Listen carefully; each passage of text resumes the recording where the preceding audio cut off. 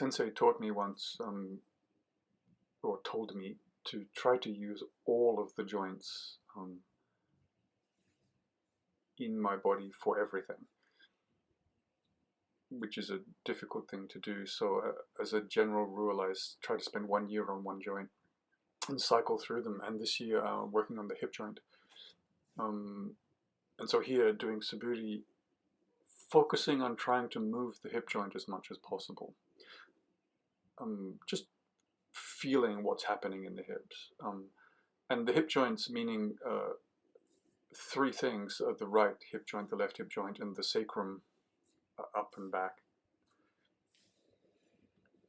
Because there are three, you can do all of the San Hoko practices as well that Sensei also taught. But just getting the hip involved in what you do is important. Here is some, this is actually just from a Jiu-Jitsu practice, but it looks like it's using the arms, but it's actually only using the hips. And getting this sense of moving the hips just by themselves to do as much work as possible in all of your movements is a very, very useful and important practice, especially in Kenjutsu, where there is a temptation to overuse the arms, especially the wrists, but the whole arms in generally are often overused. And it's not that you don't use the arms, it's just that try to balance the workload between all of the joints. And for some reason, the hip complex is often forgotten. There's a lot of movement and a lot of strength possible to bring into your technique just by making sure that as much movement as possible is being done by the hips, or the appropriate amount of movement is being done by the hips, and the appropriate amount of work is being done by the hips. Not just important parts of kata either. This entry here is mostly hip. It looks like arm, but it's mostly hip. The cut is mostly hip. This like arm drag kind of thing, if you do it by the hands, it's almost impossible. But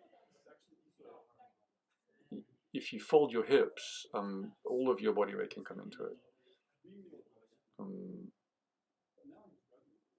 And you don't even need your arms that much. Just the weight of your body and the closing of the hip joints gives you access to quite a lot of power.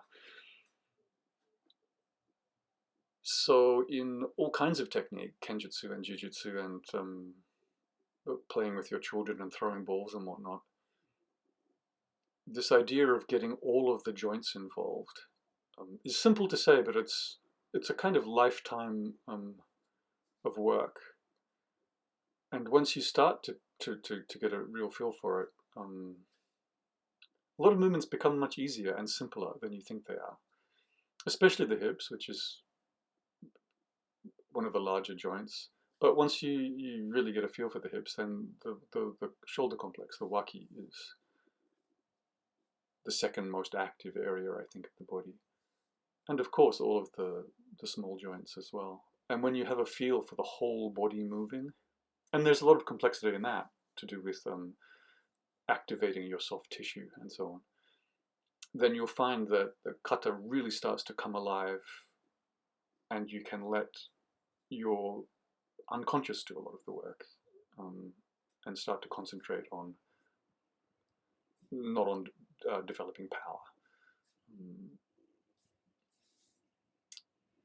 Thank you.